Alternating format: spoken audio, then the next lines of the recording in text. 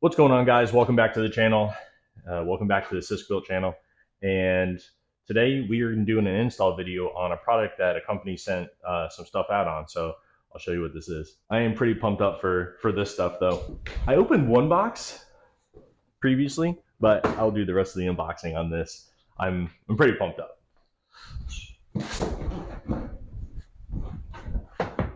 Pumped up to show you guys what I got, and then also pumped up to install it. We got 3 boxes, all the same company. My friends over at Evil Energy sent out some products, and I'll show you what products I already have from Evil Energy, but I'll show you what we're installing today too. This should be a mount for a cooler. Yep.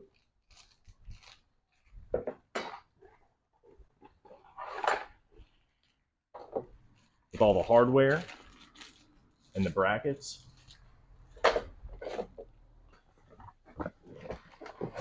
Oh, perfect.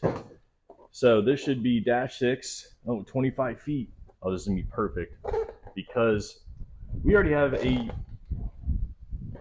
transmission cooler on the truck.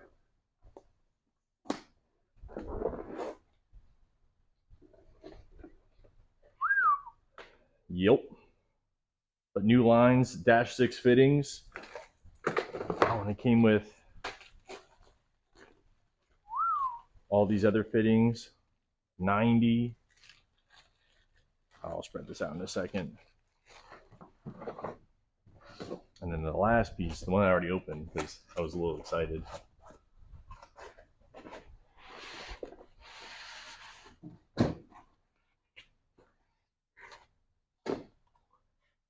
So I already have one of these as an engine oil cooler, and we're going to use this as another transmission cooler, just to help with temperature and trying to keep them down, especially if I'm getting on the 2-step at the tree.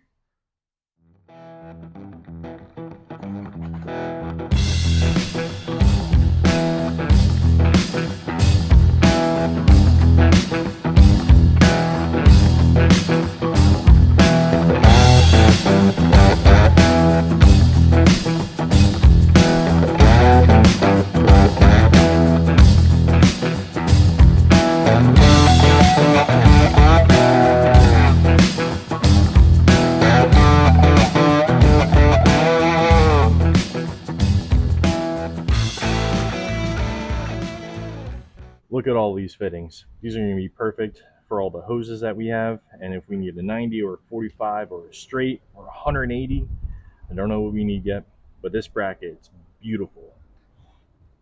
So this is a universal bracket for the universal cooler. It's bolted in on the side. Obviously you can put it whatever way you want, upside down. You can put it on the bottom bolts if you want the fittings to be on the opposite side.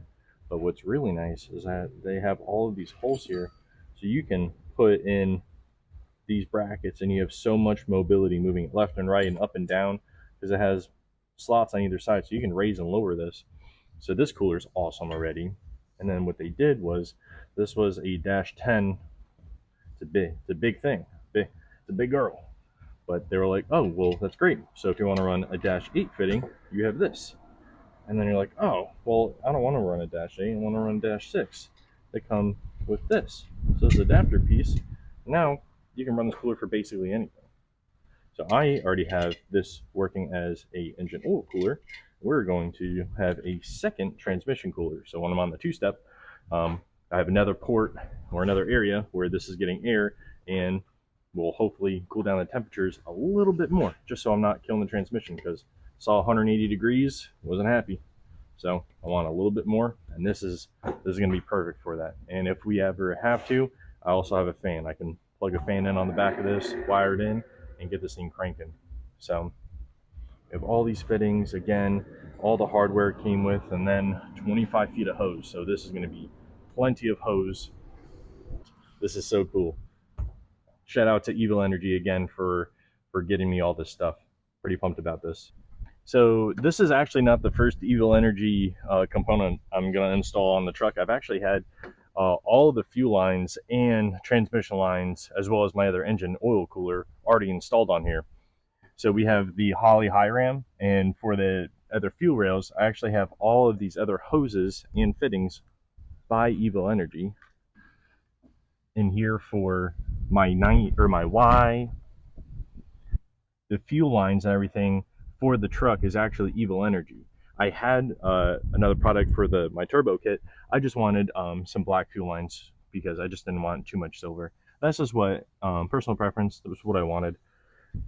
Can't really see it now. We'll have to get to it, but I have to take this piece off and I have to take off a good portion on the cold side because where I put the transmission cooler right now is in between some other pieces. But I do have an engine oil cooler inside here with a sandwich plate. The truck already has a good portion of Evil Energy parts, but I was super excited when they reached out, and I'm happy to be working with them. So I'm excited for the future, excited to see what everything is, but let's go get this thing installed. So first step, we got to pull this stuff off.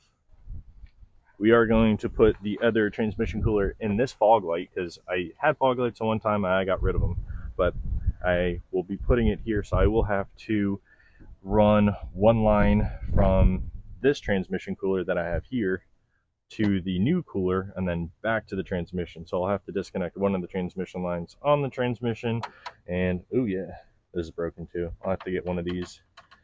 I had this all trimmed away because I originally had this cooler here, but I was getting hot in air intake temps. Other issue, it's just I'm just doing my own testing, you know, for fun. That looks pretty good. I mean, besides this looks really good. Luckily GM made this extremely easy to take off. I also don't think GM was anticipating these pickup trucks to be making the kind of power that they do when they originally built them. I don't know if that was their intention, but if it was, kudos to them. There we go. Oh, put this over here. Keep all of our pieces together. Yeah, if you guys have I mean, they're really easily found, but if you guys know of any good grills for sale, let me know. I'm always in the market for car parts.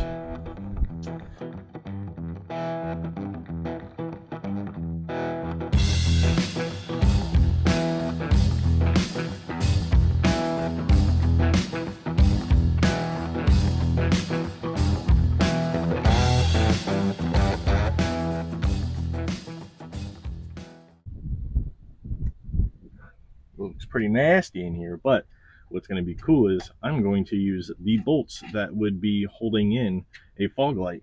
And what's crazy is the threads on the bolt are the same threads as this already. So it's an easy install and it's going to look clean. And when you're working on any of your fittings, make sure you have an AN wrench. I have two, but make sure you have an AN wrench so that you don't scratch or mess up the fittings or crush anything. So we'll start building our hoses. I found if you run it in backwards, see how it slowly goes? Fits in there nice. And then usually you put a little bit of oil on this and then you push it on, start twisting, and it should take it. Comes all the way down. Your one side is done. Give her a quick tug. That's not going anywhere. And then these rotate. So say if you needed it here and the hose had to bend for some reason, this is movable. We've got our hose to length. So we're going to run another 90 on this side of the hose, and we're going to put the base here. See how I'm having a little bit of trouble getting this thing on? Put it on B for backwards. Just like that. She draws herself in. And then, well, drawing this in now. There we go. My fittings with 290s. And again, they swivel, so pretty neat. All right. Well, I got all the stuff back together. Secondary transmission cooler is on. I'm gonna start the truck and verify there's no leaks, and then if there's no leaks, then we can go take this thing for a quick drive, I think. Maybe do a burnout. I love burnouts. That is all.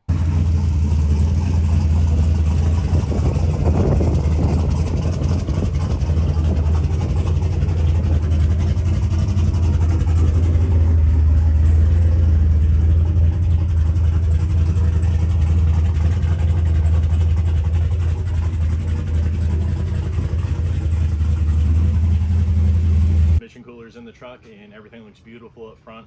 We have the transmission cooler and the engine oil cooler in the fog lights, so it all looks real sleek now. So not many people are doing this. I don't even know if anyone's doing this. And dude, it's this is pretty sweet. I just went for a quick drive and I'm gonna go wash this girl. But transmission temps actually were down probably another 20 degrees than from what I had before, which I already have a pretty nasty cooler in here now. But everything is routed, and again, we have the transmission cooler mounted in there, engine oil cooler, which I've had existing, and then the other transmission cooler is right inside there. But I just started rinsing everything off, getting all the oils and stuff off, and we're gonna wash this thing because it's a beautiful day out in South Florida. So we'll get this girl cleaned up. Thank you guys for watching. Like and subscribe, and I'll catch you guys next time. See you guys later.